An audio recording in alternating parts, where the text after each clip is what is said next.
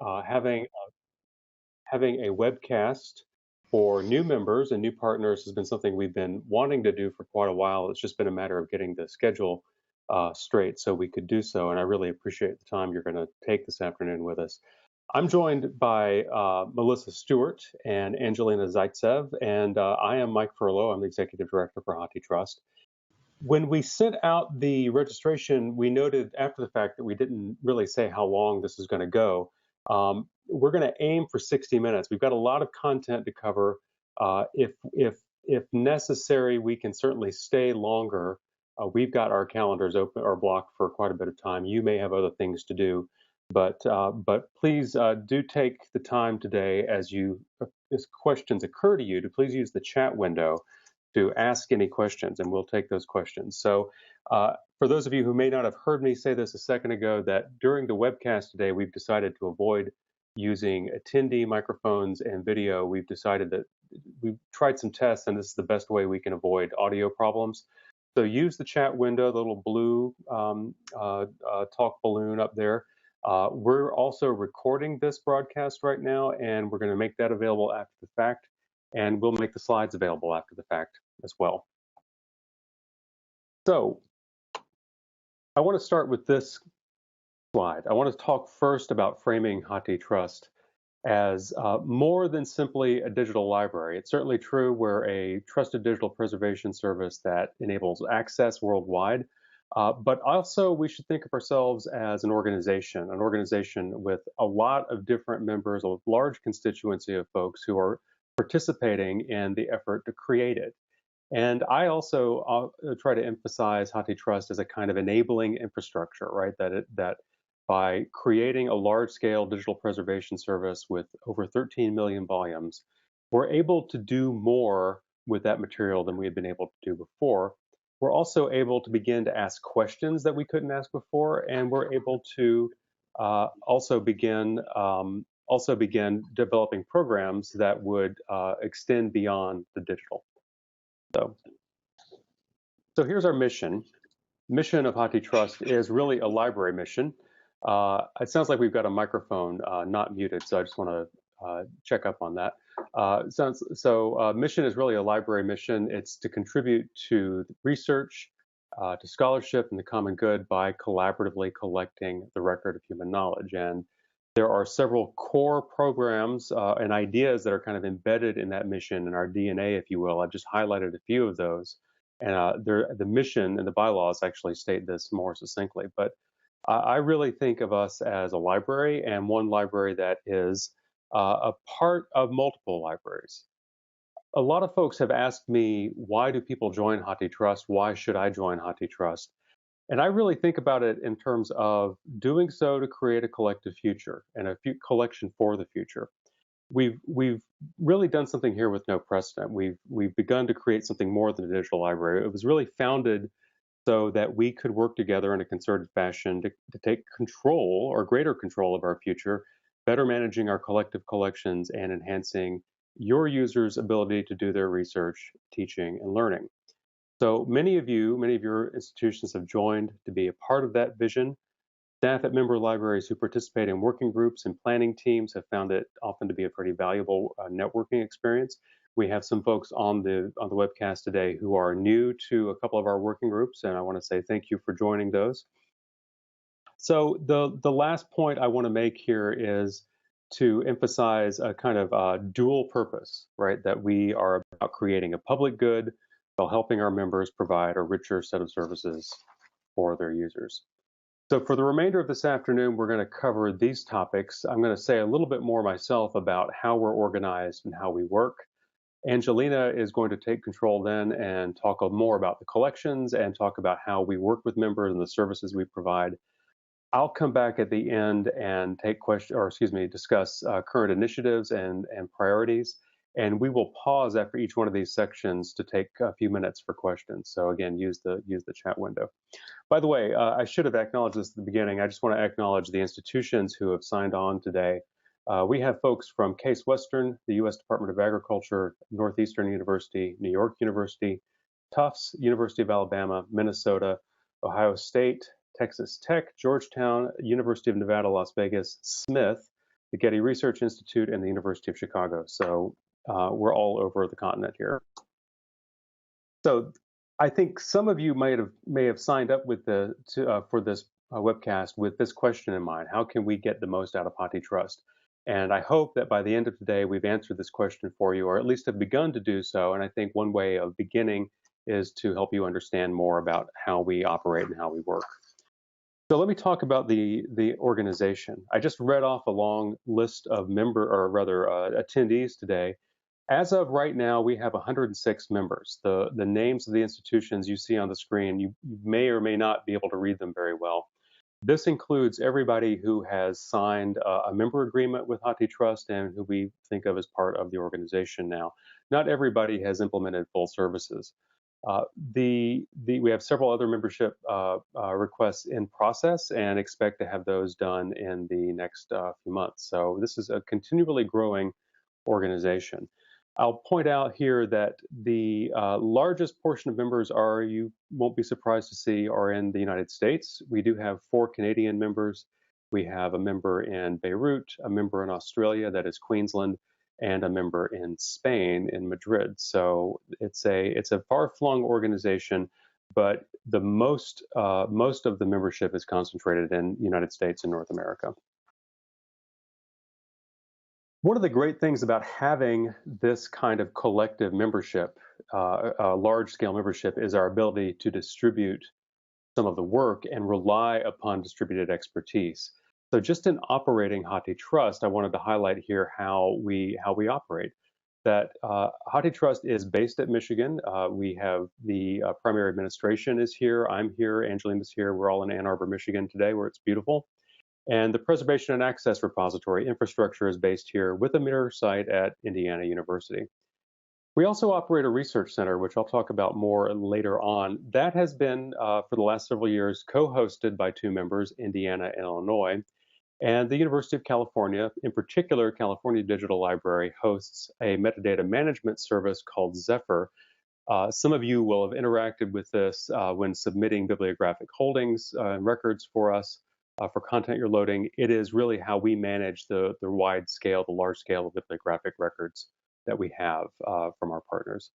So here, what I think is great is that each of these institutions has a special set of expertise and knowledge and ability and interests, and we're able to draw upon that in this way. So even though we are at the University of Michigan, or at least I am today, and we're a service that is hosted at the University of Michigan, I am really accountable to you all through a board of governors. HathiTrust is managed by the board that is made up of 12 individuals. 6 of them are elected and 6 are appointed. We will be having an election later on this fall for new members, and I just announced that this afternoon, so be thinking of nominees. The board is really responsible for strategy, for finance, and for ultimate oversight of the operation. The board is also responsible for appointing members of something called the Program Steering Committee. And the Steering Committee is a critical group. We had a call with them earlier today. They really help us develop the agenda for priorities, the agenda for programmatic development, anything that we want to do collectively at large scale. Program Steering Committee usually is involved in and weighing in on. They are in turn can appoint working groups and committees. I can do the same thing, and I'm responsible for operations and work closely across the entire board here. So about those other committees, this is just a taste. We have a collections committee that is working on several issues related to collections, including duplicates policies and a survey of the membership they hope to issue later on this fall. The Zephyr service is advised by a small group of folks to help it stay focused and determine what its priorities are. We'll soon be announcing a metadata use and strategy advisory group, and we have a user support working group, which I really want to give a huge load of thanks for, because we have here almost 20 people, or maybe it is 20 people from different institutions, all of them serving in some way as a front line to the membership, or rather beyond the membership even, to users worldwide about HathiTrust, responding to problem inquiries, questions, comments, forwarding them where they need to. And it's just a fantastic service, and I really can't think of anything that's like it elsewhere in library land. We have some other working groups that are underway or just concluding their work below, and I'll just say here that the last time I tried to count the number of folks involved in all of these different activities, it came up to be well over 60 individuals from over 30 member institutions. So no presentation on HathiTrust and what we're about would be complete without a financial model slide. I'm joking, of course, because I don't often show this, but I think I wanted to bring this in today and just make a couple of points. I don't expect you to take an algebra test at the end of this presentation today, but I wanted to emphasize that the way we assess fees for membership in HathiTrust is a little different from most other organizations that you may know of. We really have a value model, and we have this value model that is premised on the idea that everyone should be paying something for the overall support of a program that benefits everybody, and that you should really be paying for what you derive benefit from as well. So everybody pays some portion of the cost for managing the public domain collection, the over 5 million volumes that we have open. Only libraries for the remainder of the collection that is in copyright, only those libraries that hold those volumes pay or share in the cost of those. So every year we do our budget, we try to drive the cost per volume down. This year it starts at 17 cents a volume, decreasing over the year as we've added more volumes. We also add a multiplier to the budget so that we have funding to do other programmatic efforts like some of the strategic initiatives I will speak about later on. So that concludes my opening splash here. Let me just stop and see if anyone has any questions that I can respond to. Melissa? I don't have any questions so far. Do we want to take just a second and see if we have anybody add something? Sure. I can wait. Can I give a shout out to Smith College, my alma mater? I'm very glad that you guys joined. and then being on the webcast today. So any questions showing up there yet, Melissa? No, I don't have any questions showing up. Okay, great. Well, why don't I just turn this whole show then over to Angelina for the next little while, and I'll rejoin you in a bit. Let me stop sharing my screen so we can shift over. Angelina, you're going to take control of the screen now. That's yes. Right. Yeah. Okay. Okay. Oh, by the way, Angelina, Smith says they're thrilled to be members. Fantastic. Okay, are you guys receiving me okay? I'm having some glitches here. Okay, I'm going to proceed. All right, so I would like to talk a bit about the composition of the HathiTrust collection. So on this slide, we see the current numbers for the repository. Last fall, we hit a milestone with 13 million items, and earlier this spring, we also hit we had a proud moment of achievement when we realized we had over 5 million items that were open. And those open items include materials that have been determined to be in the public domain and have been open through CC licenses. And that's also US federal government documents. Our volumes have been contributed by over 40 different institutions, and it's primarily books that have been scanned from print materials. The language distribution of materials has stayed pretty consistent in HathiTrust over the years. Our top languages are primarily Western languages such as English, German, French, Spanish, and Russian. And then we start to get into other languages such as Chinese, Japanese, and Arabic. So these top 10 languages make up about 86% of the collection, and the remaining 13% of the collection is made up of over 100 languages. So English is about 50% of the entire collection, but it is also around 58% of the public domain content. So I previously mentioned that 5.3 million volumes in HathiTrust are available in the full view, and this shows us the breakdown of those full view items. Some of them are open because they're in the public domain, either in the United States or worldwide, and about 5 of those public domain volumes are US federal government documents. We make the public domain determinations based on bib data primarily. So the records that our contributors provide to us drive our public domain determinations, except for materials that have been reviewed by CRMS. In addition, we also work with authors, publishers, and rights holders to open titles, usually using a Creative Commons license. And it's only 0.15% of the collection that's opened with licenses, but that comes to about 20,000 volumes. So I mentioned on the last slide that most public domain determinations are made based on bib data, but there's a significant number of works that have been reviewed by the Copyright Review Management System. CRMS is a project that has been funded by the Institute for Museum and Library Services, and it's a project to undertake manual copyright review of books published within specific dates and in certain countries. Librarians from over 20 different partner institutions have participated in this project on a purely voluntary basis. They've reviewed over 500,000 books, and about half of those have been opened through the project. So CRMS is another great example of how HathiTrust leverages the collective expertise of our membership. Here is the distribution of HathiTrust materials by publication date and whether they are open access or limited view. As you can see, most of the materials that are published prior to 1900 are in the public domain, but as we get into the 1900s, the increasing numbers of those materials are limited view.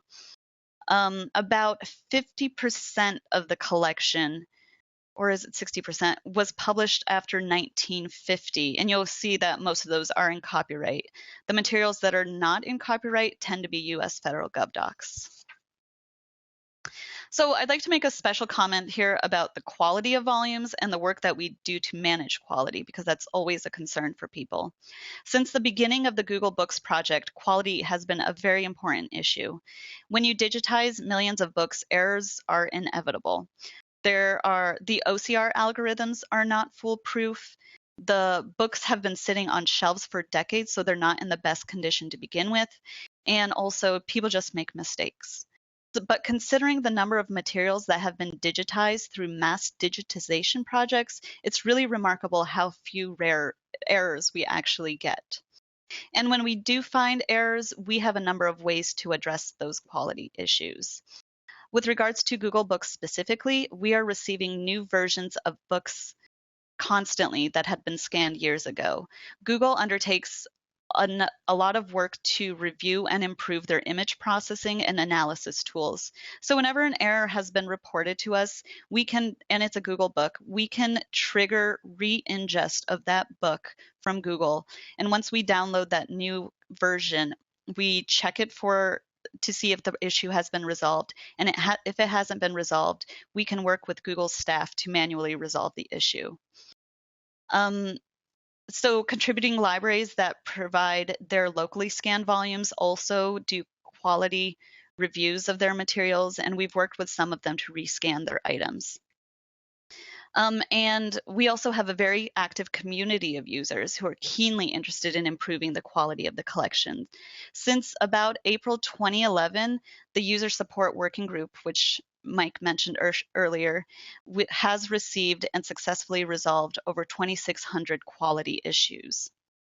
If you're interested in this subject, I would definitely recommend this blog post that was written by Jeremy York and Kat Hagedorn on quality in HathiTrust. And it just provides more details about the reasons behind common quality errors and the fixes that we can undertake. So this slide is just for your own enjoyment. It's an example of the wide variety of our users. As you can see here, a lot of our use is actually from the general public as opposed to by members and academic users.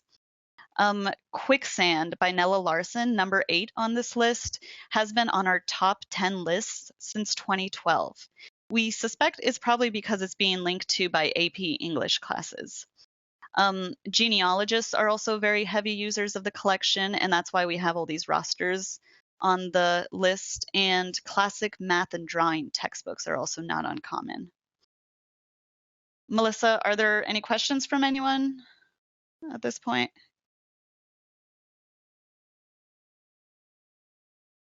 No, I'm not seeing any questions. We got anybody? Any questions? I'm gonna drink some water. While folks are thinking, Angelina, do you know why Whistling Woman and Crow and Hen is so heavily used? I don't know. That's the first time I've seen it on this list. We have folks from Alabama on the webcast, so if any of y'all know, that would be great to know.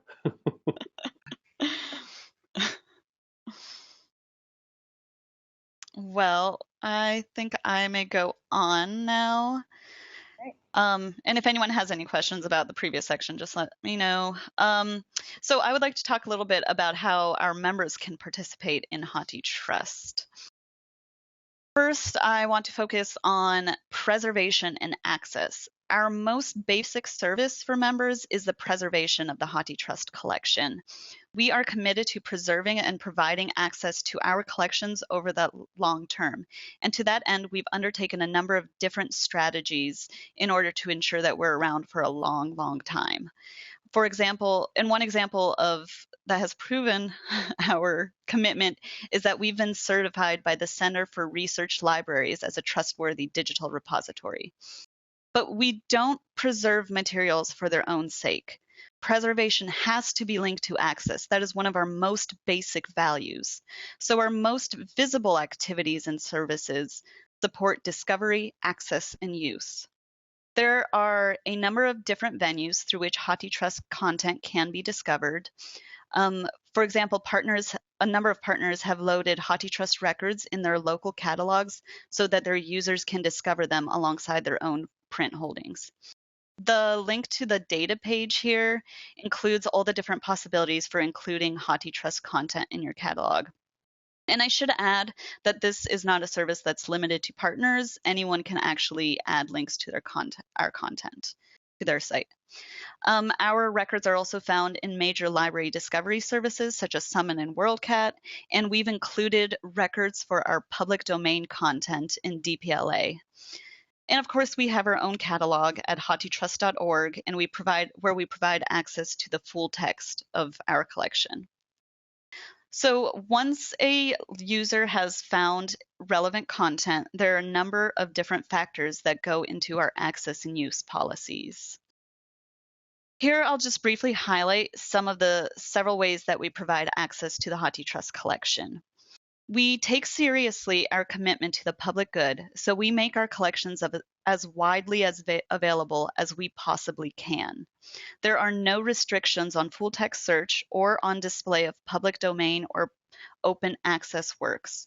All users are able to access these services. There are, however, certain access modes that are available only to members. For example, full download of publications where there are third-party restrictions, such as Google Books. And there are also certain uses of in-copyright works that are available only to member institutions. And I should say in-copyright works, lawful uses of in-copyright works.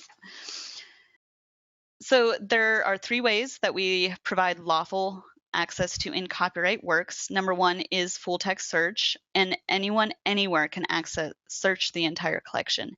We don't display content from the in-copyright works. For example, we don't have display snippets or anything like that, except in the following 2 services. The first service is access for users at member institutions who have print disabilities. And by print disabilities, I mean people with visual, physical, cognitive, or other disabilities that prevent them from accessing print content. Through this service, a designated proxy at a member institution accesses in-copyright content. And this in-copyright content has to also be held at their own institution. And once they've accessed that in-copyright content, they download it and distribute it to their user. About 1/3 of our members have signed up for this service, and we definitely would love to see that number go up. The second service where we provide access to in-copyright content is in cases where the items serve as preservation replacements. We can provide access to these items to users at member institutions only when the following 3 conditions are met.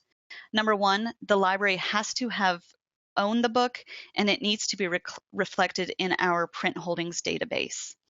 Number 2, the book has to have gone missing or is so badly damaged that it can't be used.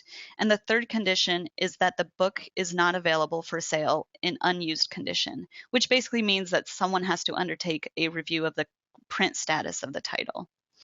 Both of these services are driven by the print holdings data. And we are very happy to set up any member with access to these services. Just please get in touch with us, as these require conversations with us. Another way that members are able to participate in HathiTrust is to deposit their scanned content. We have different processes in place for content that's been scanned or delivered through Google, Internet Archive, or by a local or vendor, or by local services or by a vendor. Regardless, for all three streams, there are three things that must happen. There is documentation that must be submitted, and the bibliographic metadata and digital content must be submitted. And these three things can happen kind of independently of each other. I will make a note about the locally digitized content. It's generally the most complex to ingest, and that's generally because content has been scanned to different specifications at different institutions. And prior to us being able to ingest that content, it has to meet our own requirements. For Google and Internet Archive, those two organizations are often making their content available in formats that we are able to more easily ingest.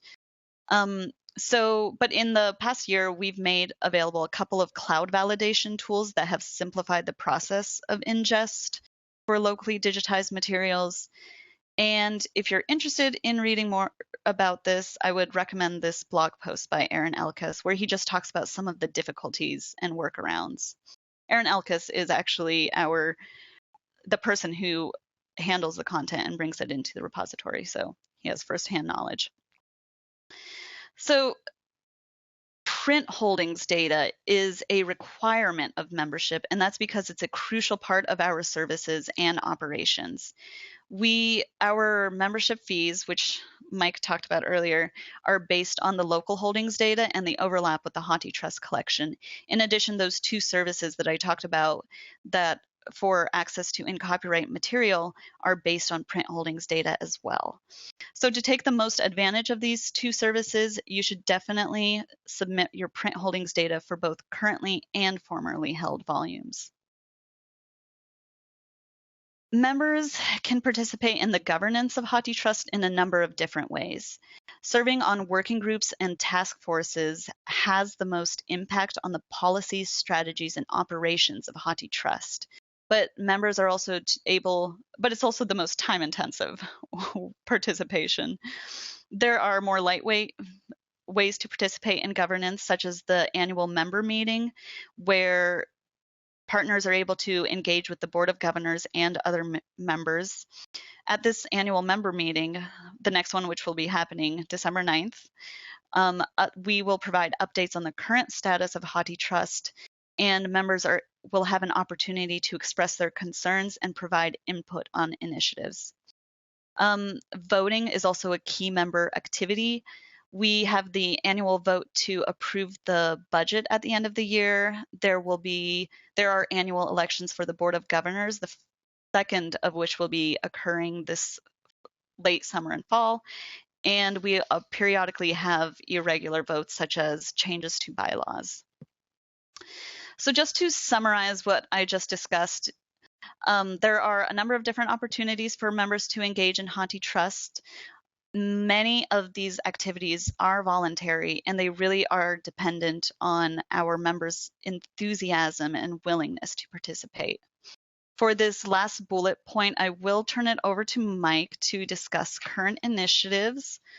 But first, I wanted to see if there are any questions.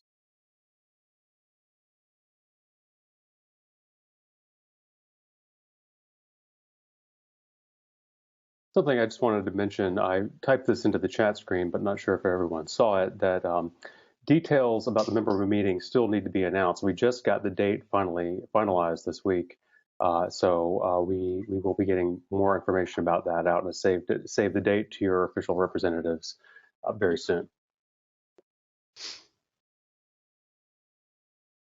I'm not seeing any questions. Okay. It is so crystal clear.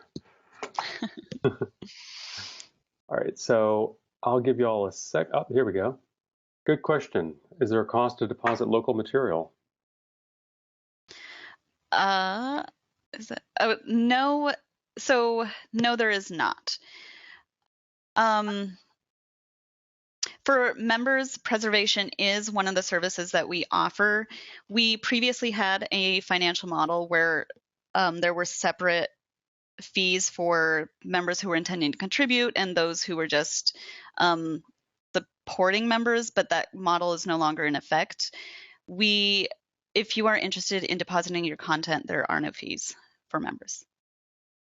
And I will just add that is a unique feature of some preservation services. I think going back to what Angelina just said early on, it was envisioned that fee for preservation, fee for storage by the gigabyte or terabyte was something that to be considered. But really, we find that it's a more equitable way of sharing the cost if we're looking at how all the members can benefit from that. So great. So why don't I figure out how to share my screen again and get back on the horn. All right, we're actually doing pretty well for time. I have 30 minutes or so since we got started. So the next section can be a little complex, so I'll try to speak more slowly since we seem to be doing okay for time. So current initiatives. Sorry, I lost my place. I really have three that I want to be talking about here. Three current initiatives and some pending and some immediate priorities. Okay, there we go. Sorry. Some strategic initiatives. The ones I'll talk about briefly are programs for U.S. federal documents, one to support shared print monograph archiving, and a third strategic initiative that I'll talk about is the HathiTrust Research Center. And then I'll close out by talking about some of the drivers that we use to set current priorities for development and some issues that are pending that we will be engaging with you all on. So first, what I'd like to talk about here is the Federal Documents Initiative. This was proposed by several members at the Constitutional Convention in 2011. Just to recap some history, HathiTrust was founded in 2008, and in 2011, the membership came together and kind of outlined what the organizational structure should be for the future, what the cost model should be, and some major initiatives that we wanted to pursue. And this was a very important one. The concept here is really quite simple in one way, that it really is to expand coverage and enhance access to federal publications of the U.S. government.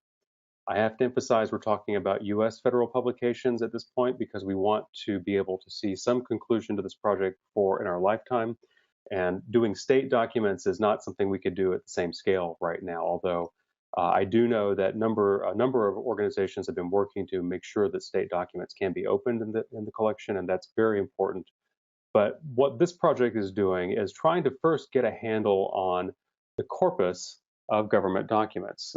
There are varying estimates in the world ranging from, I've seen from 1 million to 3 million publications of the federal government. Some of those are estimates based on what was in the FDLP program, and some of them are intended to try to represent the entire set of anything the federal government published. We don't really know. I think we have to accept that we won't ever really know, but we have an ambitious plan here to develop a registry of federal government documents. We're doing that by collecting bibliographic data. We've collected it from a number of our members, and then using various analyses to identify duplicates in that collection of bibliographic records, relationships. So are these two items that have different titles actually the same item? That's a question we're trying to resolve. That's easier said than done with some federal documents cataloging.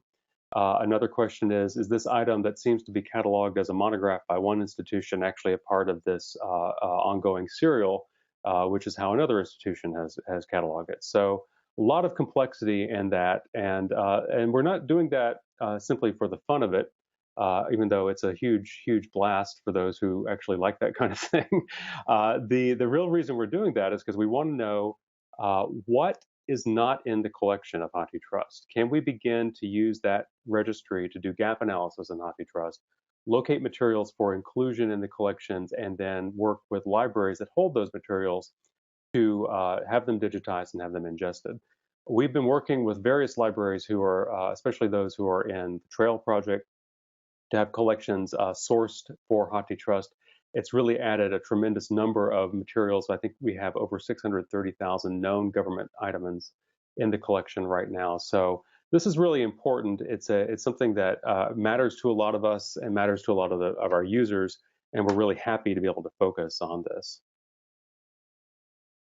The next strategic initiative I'll talk about here also came out of that constitutional convention, and it's not quite as simple or as easy to describe. The premise is that by collecting digital materials based on our print collections, we can begin to make some serious decisions and more informed decisions about print preservation. Working together, we felt that we could begin to manage these print collections more effectively. A lot of us are involved in various regional or consortial programs for shared print around serials, for instance, or many of us are getting started in those. We're focusing on monographs in this project. So our thinking is if you've got 13 million volumes in the collection and about 40% of the collection is open, how do we link these print and digital records, or print and digital preservation activities? The last time we ran a real concerted analysis on the collections and overlap, what we saw was that ARL libraries tended to have they had a median overlap with the HathiTrust collection of 50%. Or to restate that, what that means is for let's just say the library right there in the middle, that library, about half of its collection on shelves overlapped with what was in HathiTrust. At that time we did that analysis, our collection was around 10 million volumes. Our holdings data that we receive from y'all every year also shows that there's really substantial overlap in the membership of HathiTrust. There's a great deal of duplication in volumes in the HathiTrust collection. So we think we're positioned really quite well to do some serious work on this and provide national leadership in the retention arena and catalyze some activities above the regional level. Now, this project is really just getting underway. We've had a working group of experts really diving in on this and outlining some parameters of what the program might look like over most of the last year. Just about a month ago, in late June, a report from that group was issued. It's available at that URL that's at the bottom of this slide. I'd encourage you to, if you're interested in this kind of thing, to take a close look at it. It's quite detailed. The executive summary should be sufficient for some of you. Our key goal here is really to early and quickly now begin working with archives, libraries, and shared print programs to determine if they will be willing to make long-term retention commitments to print monographic titles that are found in HathiTrust. What do we mean by long-term? Somewhere around 20 years. We'll have formal MOUs that will define that. Our hope is that within the first 2 years of this program, we can get to about half of the collection retained, or at least declared retained. That would be over 3 million titles, because our unique titles are almost 7 million at this point. A premise here is that anything that's retained needs to be made accessible to other libraries or other users, not just your own users. It needs to circulate, it needs to be available through ILL or resource sharing networks, because what libraries are looking to do is make local decisions about what they continue to hold or where they store materials based on what other libraries are doing. We don't really have good data on that, and so when we make retention decisions now around monographs, we don't have awesome data. We really are not entirely sure sometimes what everyone else is doing, or we may know in a consortia but not beyond. So we really need in this program to develop some services and some tools and work with others in the field to develop tools that can help people make these kinds of decisions. And the last thing that I would just want to emphasize here, I'll circle back up to the third bullet. In order to make these retention commitments public and visible at a network level, such as through WorldCat, it's going to take some work, it's going to cost some money. And so we anticipate this is the kind of thing that we would invest in order to achieve the goal. So again, I'll just refer you to the URL for that. We would love feedback from anybody anyone really, but any of you on this working group report. If you're not aware of it, or if you think your collection folks are not aware of it, please forward it to them and let them know about it. I think we will also probably be doing some webcasts on that later in the year. I'm not sure it's going to happen in August, but probably in the fall. So the next strategic initiative I'll talk about here is research, enabling computational research on the HathiTrust collection. The research center I talked about earlier is hosted at Indiana and Illinois.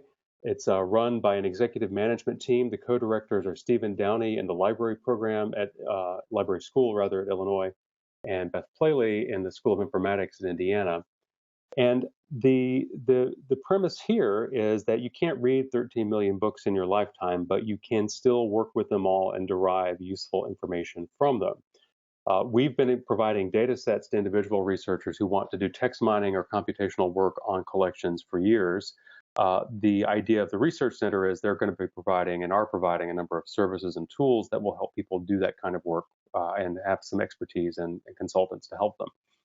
The URL at the bottom is to something that we've begun calling SHARC, which is short for the Secure HathiTrust Analytics Research Commons, previously known as the HathiTrust Research Center portal. It's really where you go there, you get an account, you can begin to browse through tools and work sets that people have created and derive your own.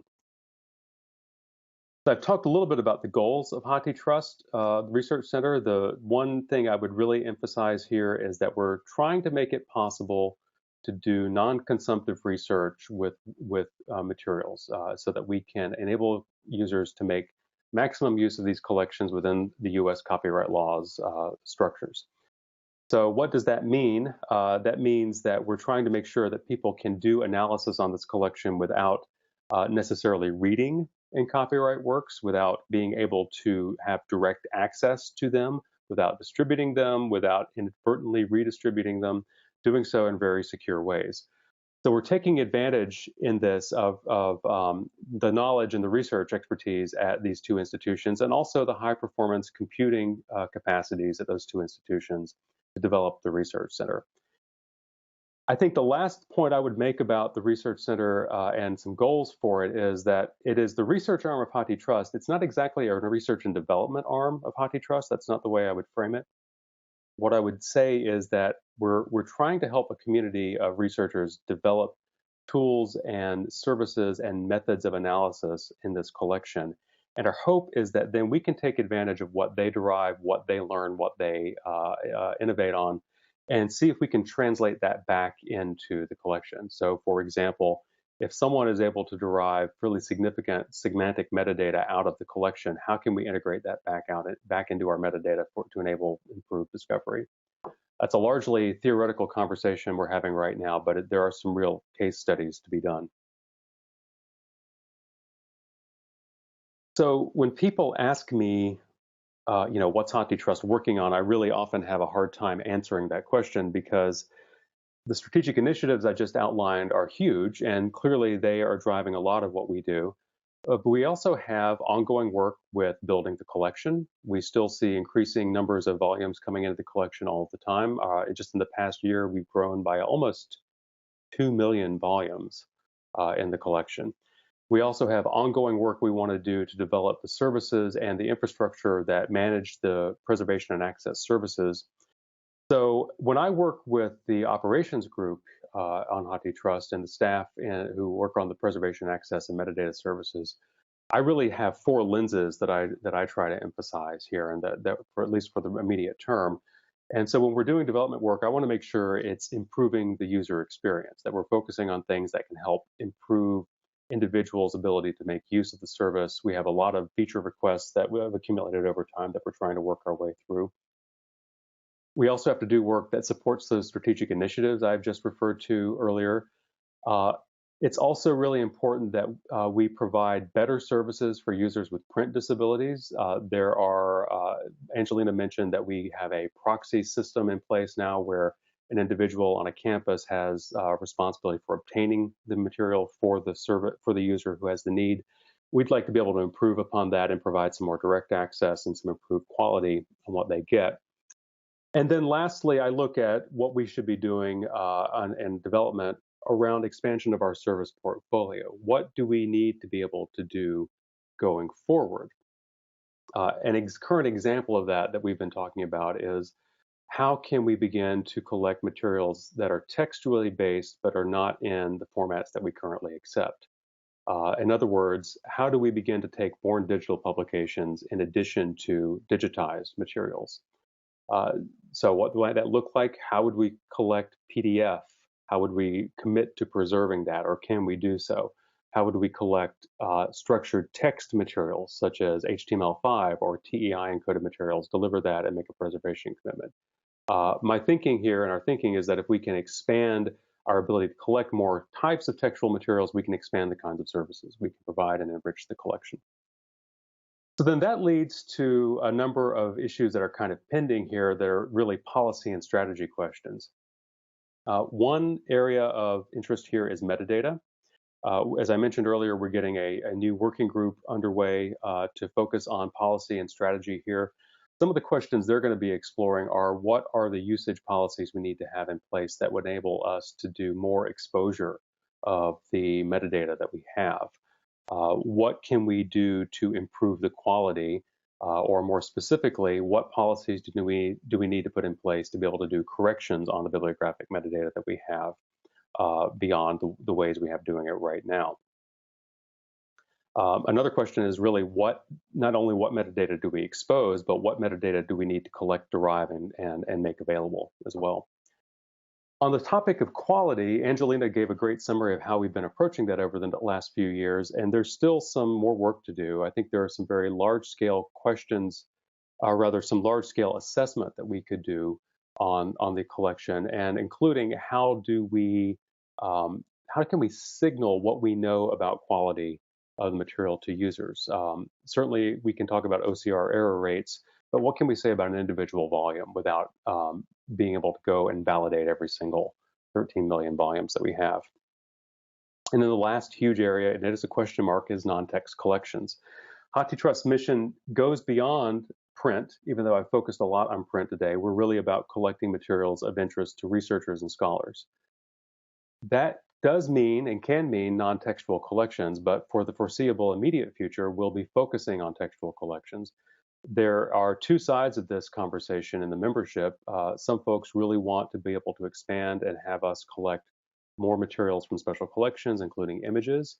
Some folks are worried about audio and video, as they should be. And then others are saying, and I think rightly so, there's still a lot more work we need to do with books and serials to do that well. And we want to make sure we stay focused going forward. And no matter what we do going forward, need to build on the expertise and leverage the strengths we already have in the HathiTrust staff, as well as the membership.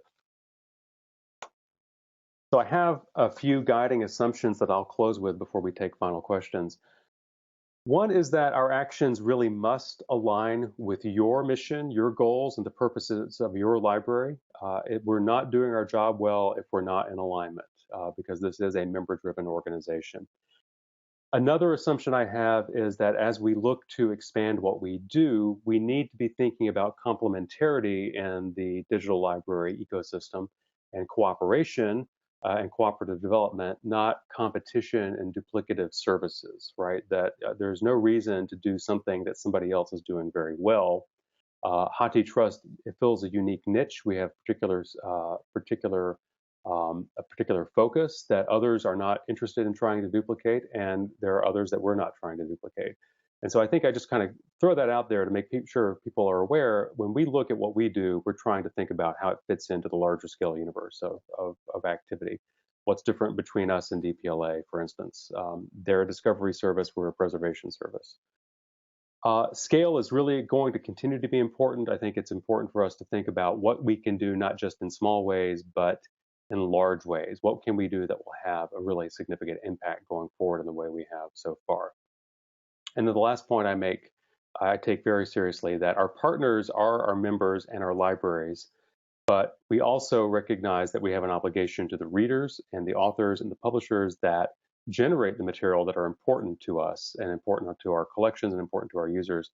And we want to make sure that we're working with those to be able to maximize access and preserve and achieve common goals. So I will stop there, and I've spoken now for a little bit longer than originally scheduled, but we have time. We have time for questions. Let me see if what you have to ask at this point. And I think at this point, I would say if you have questions about anything else we've said earlier, we're happy to take those.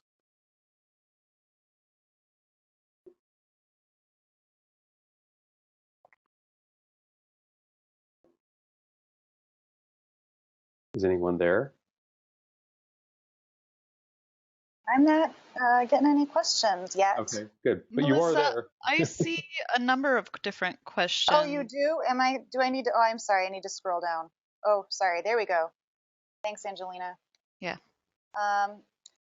Is there a way to see whether a title is public domain US only or public domain globally from the Publish Catalog interface? I'll take a first crack at that, and Angelina, you can add something to it. It is possible to do that when you, in the catalog, it's not, we do have limitations or other ways of restricting search, so you're searching only on full view items and not just everything, or not only everything.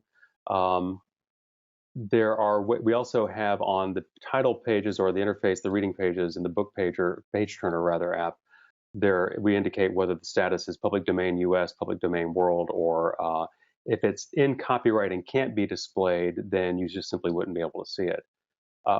Rights attributes are also available in other of the data that we distribute, including bibliographic metadata, and most people only obtain the records for the public domain and open materials in their catalogs. Angelina, do you want to add anything to that? Yeah, I think there's also, we've had some interest expressed by others in the past about providing a way to filter search results so that users can search by like specific Creative Commons licenses or by certain rights statuses. It's something we've considered. We're not there at a place where we could implement that without some development, but I believe it's on our development list for possible future work. So I hope that addresses the question. If not, feel free to follow up either on chat or via email after this. So, Melissa, what else do we have? What percentage of HathiTrust content is represented in WorldCat? So is the question, I'm going to take the question to be how much of what we have in HathiTrust can be discovered through WorldCat? That's what I take that question to mean. If I'm not hearing that correctly, let me know. So all of our records, our bibliographic records, are available or are found in WorldCat. And actually, WorldCat is the largest driver of traffic to HathiTrust, other than our own catalog. I don't believe, I'm not positive, and I should, this is what, whenever I say ask questions, and I always find there are questions I should know the answer to that I don't. I'm not sure if actually OCLC is loading records for non-public domain materials so that they signal that we have a digital copy. I think they are. They are. They are. Okay, thank you, Angelina, for saving my skin. And we're grateful for that. So it's really, if the question is how many of our materials show up in WorldCat, it should be 100%. Yes. Next question. Is the center a virtual center, or is there a place for fellows to work with experts? The research center is really virtual, being placed at two different institutions. They don't really have a single in-person service point. The research analytics commons that I linked to or showed the link to earlier is the way to engage with them. They are happy, of course, to take questions and via whatever channel to do. I'll also mention here something I didn't think I had time to talk about, but they're working on something they call scholarly commons services in addition to the kind of infrastructure building that they're doing.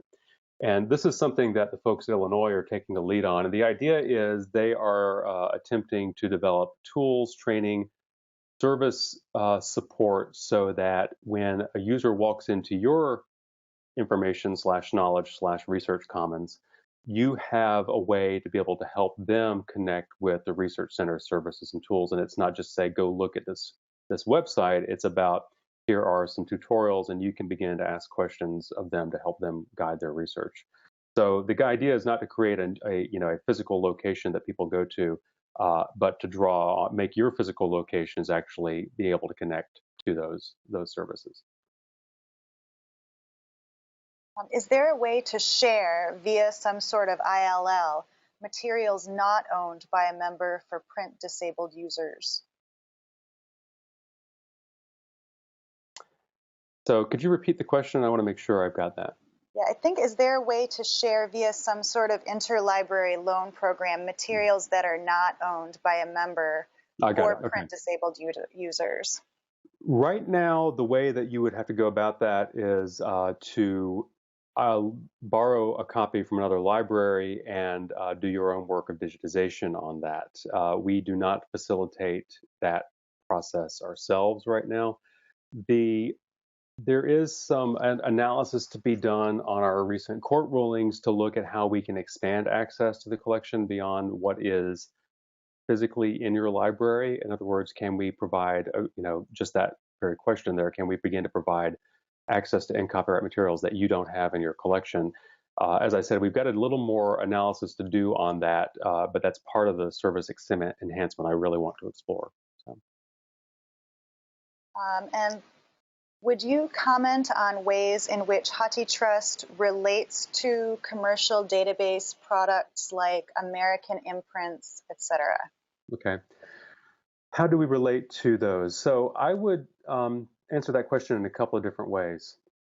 I think to a lot of your users, if you showed them HathiTrust, they would immediately think, oh, it's kind of like JSTOR, or it's kind of like this other source of primary materials that I use that you've shown me before, and that's just fine. I think that's the appropriate way for some folks to be thinking about it. And in other words, if you're a researcher, you're looking for stuff, and if this is a place to get you the stuff, then that's great. I think our collections are definitely unique in that they really represent the collective holdings of research libraries. In other words, not just what a selection of what a vendor has chosen to curate and collect and make available, but what collectively our members have chosen to collect over time and make available there.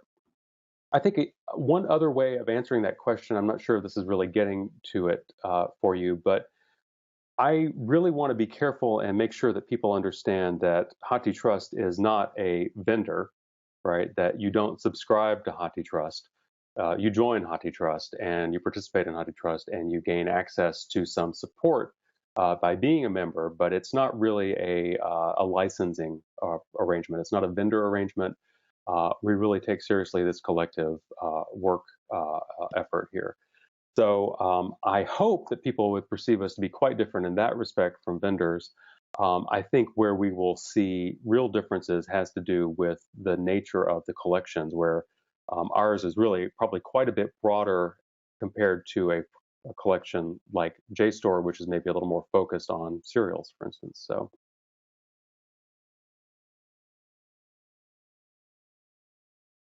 I'm not seeing any more questions. That might be the last one. Okay. Well, we're coming up on the hour. In fact, it really is right as 5 o'clock Eastern time here. So let me close out by showing you a whole big screen of links that you're going to be blinded by. The one that I most want to emphasize here is the email address at the top. Contact us at feedback@issues.hathitrust.org. You can certainly email me or Angelina or Melissa.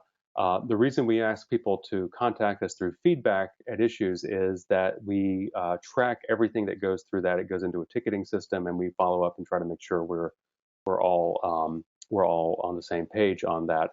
That's also where the user support working group sees tickets and makes referrals and tries to respond to questions. So it's an important place for us. So that's the best way to get a general question answered. But I'm happy always to talk to anybody, whether by phone, by email, or over Twitter.